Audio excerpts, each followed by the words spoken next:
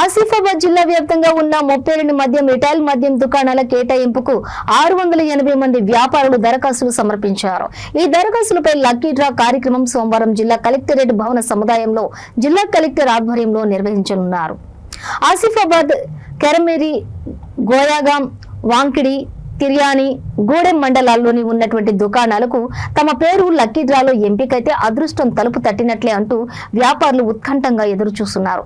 జిల్లా అధికారుల సమాచారం ప్రకారం లక్కీ డ్రా ప్రక్రియ పారదర్శకంగా ప్రభుత్వ మార్గదర్శకాలకు అనుగుణంగా నిర్వహిస్తున్నట్లు తెలిపారు.